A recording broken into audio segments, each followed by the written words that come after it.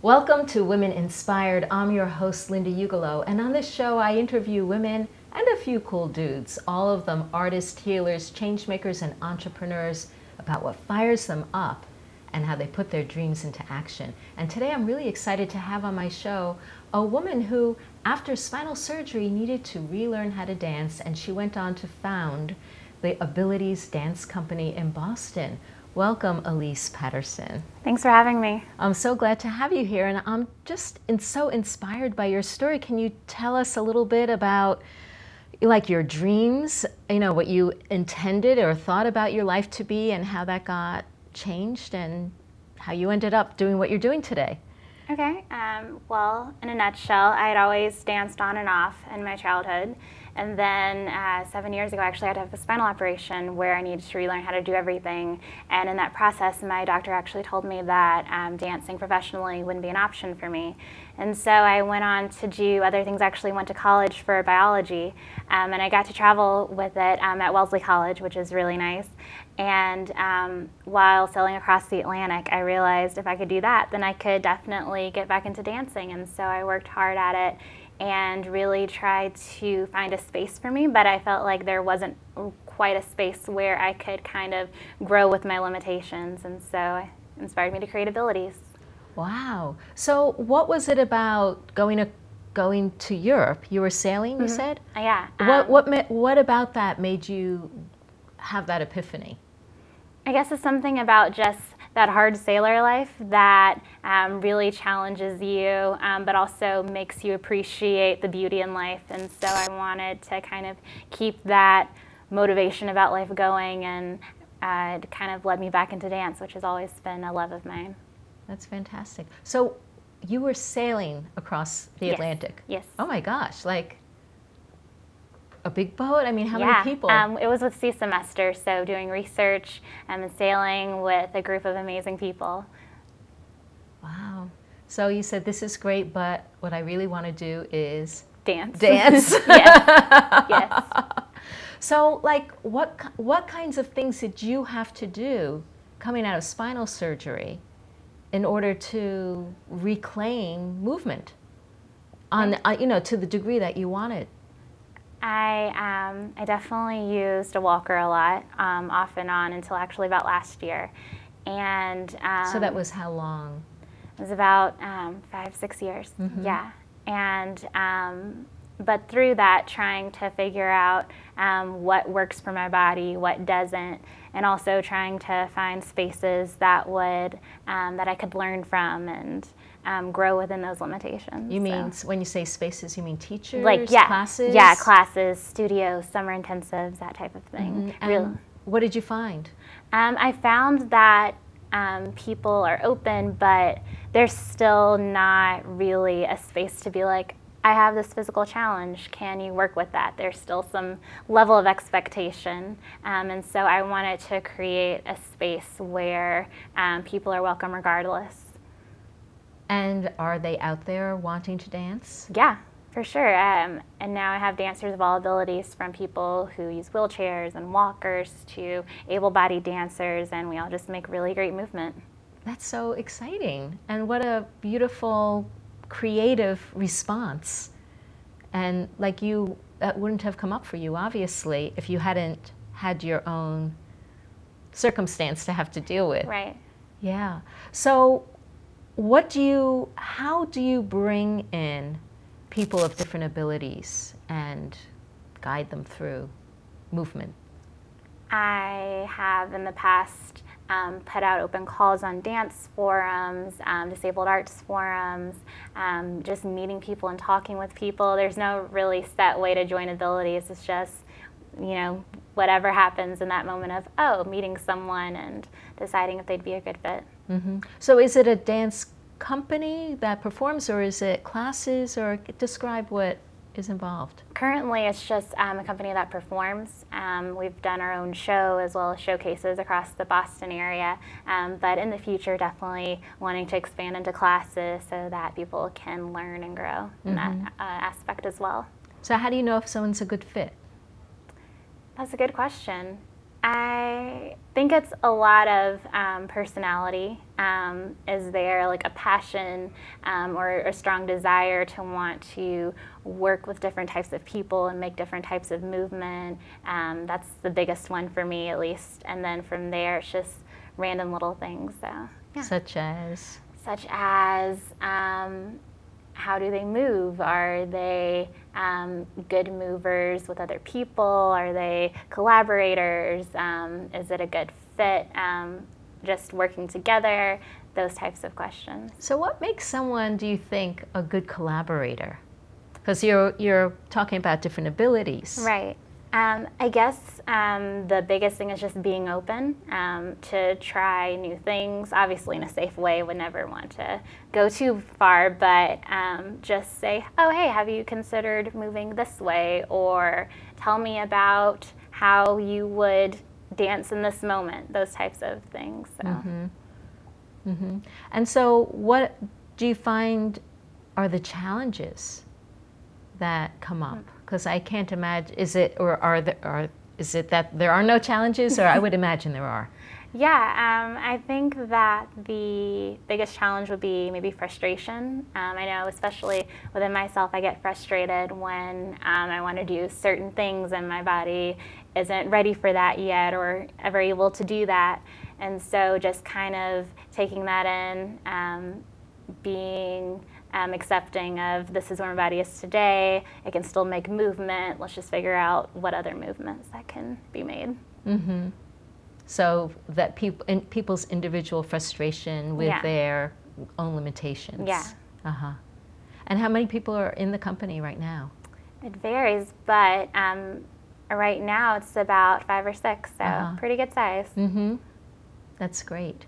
And so how do you go about creating your pieces for performance?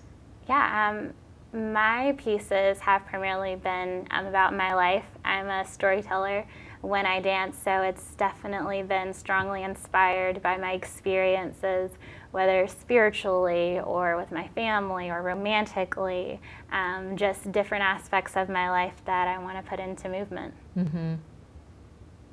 So, for people who have no idea about the choreographic process, like how do you, and I'm sure it's different for each choreographer, how do you create that? Like how do you begin and make it happen the way you see it in your mind? I guess for me, I like to, if it's just me dancing, I try to do it improv, so just in the moment, and just let my body move with the music. And if I am choreographing with another person, then it's more of a conversation of, here is the idea behind it, what would you like to contribute, or if I start to know them a little more, kind of give them movements based on how I know they like to move, and then kind of back and forth type process. Mm-hmm.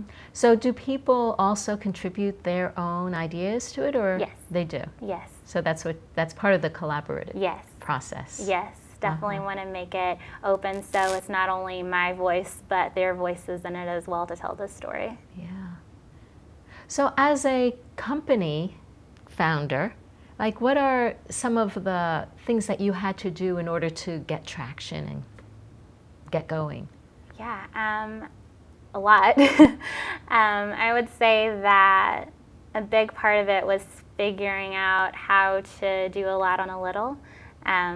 We currently don't have funding, so it's all coming from tips that I work in a bar, so hustling hard to make that happen and kind of rationing whatever little amount can make a big thing, and also collaborating with different people. I was in business school at the time when I started it, and so kind of getting ideas from my classmates and professors on how can I create this operation-wise, marketing-wise, and just getting ideas from different people to kind of appeal to different types of people. Mm-hmm. Wow. So that's significant, to be able to have a kind of a incubator group or a mastermind helping you to figure out, well, how do you make this viable as a business? Right.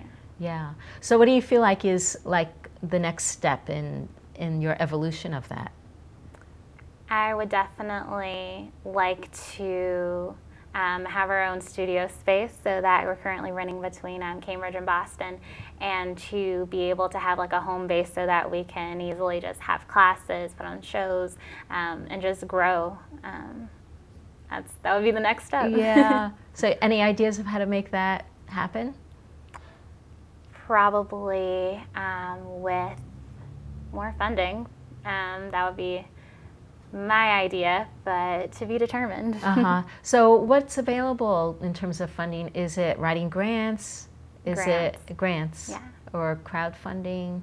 Also an idea, but I feel like, at least for me, grants might be the most viable option at the moment. So, yeah. So running a dance company is more than just creating the dances. Right. There's a whole business behind it. Exactly. Right. For sure. And so what kind of venues have you been able to showcase your work at? So our first show was at the Multicultural Arts Center in Cambridge, which was really nice, a beautiful space and accessible. So that was exciting to have our first show there. And from there, we just did different showcases in the Boston area, just networking with other dance companies and also learning and growing from them as well, with Green Street and Third Life Studios. So yeah. So connecting with other people doing things. And what's been the reception so far? It's been pretty great. Through getting the name out there and just putting on more shows, people have been inspired and felt that there's the needed space, and glad that it exists now. So I'm excited. That's great. Right. Has anyone come to see you and say, I want to be part of this? Yeah, actually. One of my dancers was really interested with the concept, and so just wanted to immediately join in. Thought, great. That's really exciting. Yeah. So what do you think, what fires you up about it the most? I think the ability to just have a space for myself and others like me, but to be able to put on work that's really important to me and that's really important to my dancers really gets me going. And also we utilize composers as well. So to be able to work with composers also fires me up. Yeah. And what's been like the most challenging part of running a company? I think just ensuring that every little detail is set, because there are a lot of details that go into it, and it's kind of easy to overlook some things that could be really important. So just making sure that everything is done by the end of the day. Yeah. And what do you think, what does success look like for you? What would feel successful? Or what do you think, how do you define it? I guess I define success as being able to be proud of the work that I do.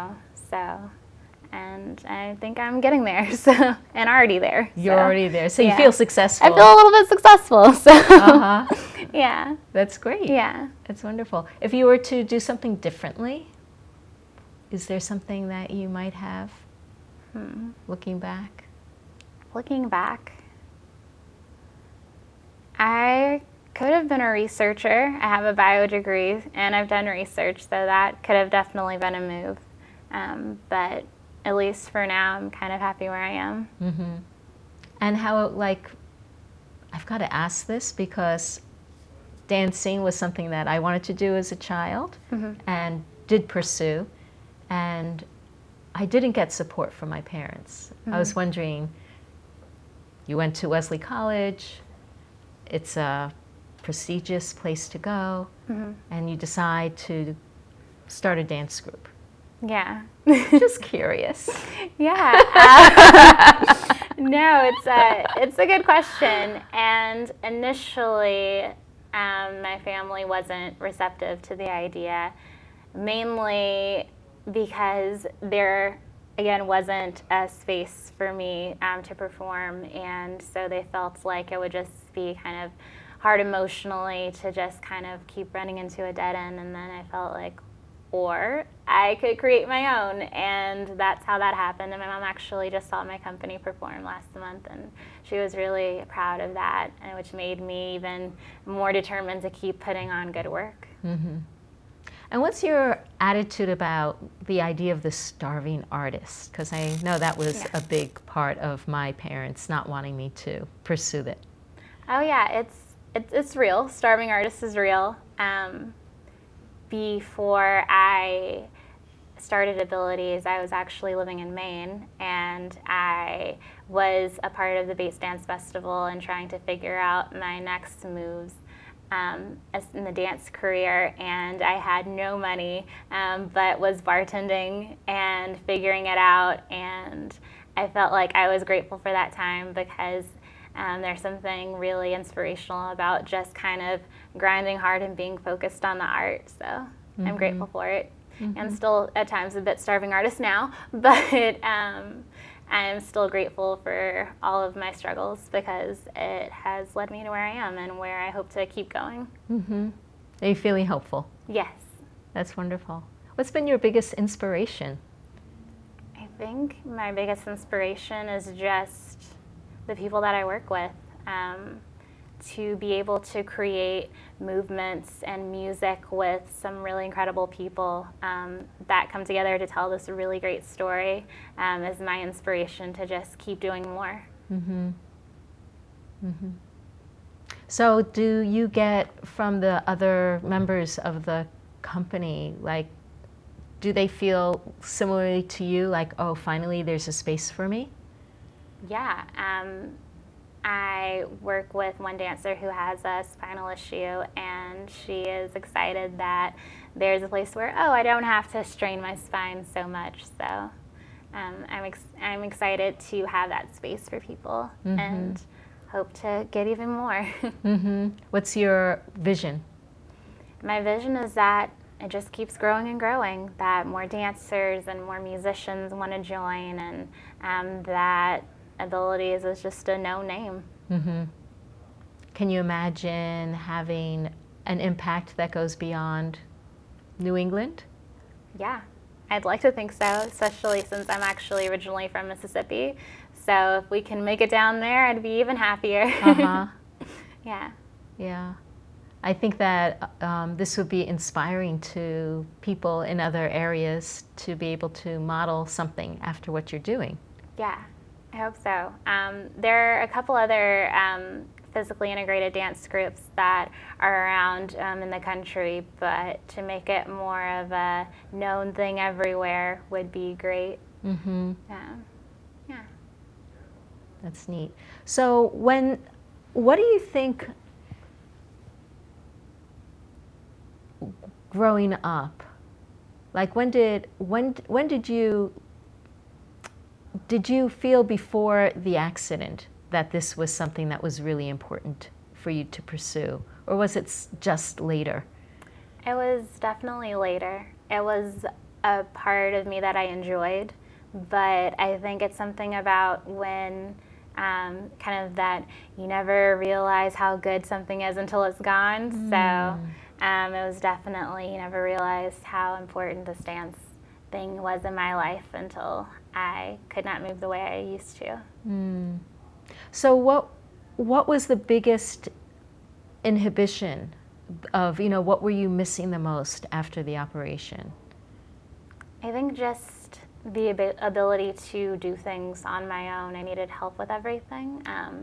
And so that was hard to... So you weren't walking without a walker? Yes.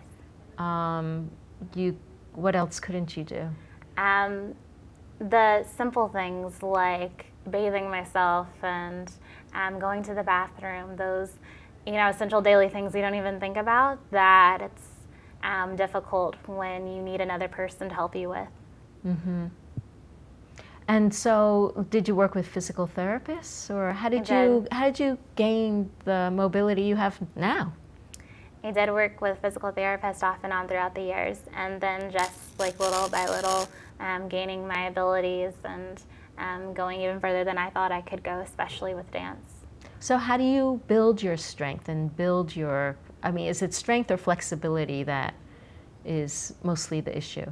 It's a bit of both. And it's just keep pushing myself, whether it be walking a little longer than I thought I could, or going up a flight of stairs, which I can now do finally, and just those little things that you just push yourself with. What was the easiest kind of movements to do when you first got back into dancing? I think it would be with my arms, just being able to flow naturally and use added movement, and just going from there. Arms and now what? So lifting your arms Right. was possible. Right. It was more being mobile through the space. Right. That was a challenge. But little by little. And do you have a favorite, like you dance to music? What's your favorite music to use? So all of the music that I actually dance to is composed by different composers, and I think for my last show I did a piece with a great composer, Andrew Cho, and I still listen to his music and I'm inspired by that. So. And what kind of genre is it? It's classical. Classical? Yes. So is it piano? Or? Yes, a mixture of instruments, which is really nice. So you had, is the music performed live as in the performance? It's recorded. It's recorded, yeah. That's cool. And so, like, how does that work to have music? Do they see the dance and then they compose music for it, or do they compose a piece of music and then you choreograph? Like, how does that collaboration happen? So it always starts with a conversation of just, this is what I'm looking for in this piece. This is kind of the storyline behind it. If I have any musical ideas, I might give it, but I usually try to limit that because I kind of want the composer's voice also to kind of speak from that. And he or she will send me a section of like a minute or two. I might tweak it a little, choreograph to that, give it back to him. He'll continue on, and then it's just this back and forth process. So it's definitely collaborative every bit of the way. It's nice. So how did you like learn about that? Was it from being up at Bates and seeing people work that way, or how did you come up with it? Yeah, definitely at Bates there is a strong emphasis on live music and respecting composers, and just being able to have music really tuned to what you're doing. I felt it was really important and something that I wanted to carry over in whatever I was doing next, which happened to be abilities. So. Yeah. And do you ever think that you want to bring this work to an academic setting such as Bates or some other university? Yeah, I think you can always learn from dancing, and so just being able to perform for universities or whatever institution could definitely be a great opportunity. That's great. Very exciting. So I have a box of cards that are attributes of different kinds, and it's a wild card pick. I'd love for you to take one and just riff on it, jam on it a little bit, whatever it means to you. All right. Well, I got focus. What focus means to me would be to, I guess, just being able to hone in on the goal that you have, long-term, short-term, whatever that is in life, and just figure out how to get there and not be sidetracked by whatever might deter you from that. Yeah. You feel like you're doing that? I think so. I'm trying. Yeah, I think so. Yeah, it's an important quality. Yeah, I think so. Definitely useful for me if ever I need to create some choreography or go over some music, to just stay focused and determined to get done with it. Coffee helps, and yeah, just keep going and keep focusing, because the end goal is usually pretty great. Yeah, so some things take time.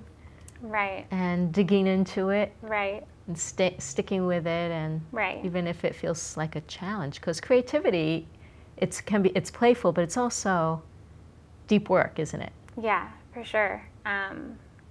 But I try to stay on it and stay grounded in whatever creative aspect, whether it be in my relationships or in what's going on in the world around me, and just kind of stay tuned and focused in on that as well. Well, thank you so much for creating this really beautiful space for people with all abilities to express themselves through movement and dance. It's wonderful. Thank you. Thank you for having me. You're welcome. So where can people find you online or find about your company? Yeah, you can follow us on Facebook or Instagram at Abilities Dance Boston. Beautiful. Abilities Dance Boston. Thanks so much, Ellice, for coming on. Thank you. Now, my work as a coach is helping people feel relaxed and comfortable being seen and heard. So whether you're polishing a presentation, speaking in front of an audience, or live on camera, I have a free gift that you can download called the Fear to Fabulous Blueprint, Mastering the Inner Game of Speaking with Confidence and Charisma. And you can get it at www.lindaugelow.com/blueprint. Thank you so much for coming on Women Inspired, and be sure to come on the next episode. Oh, oh, oh, oh.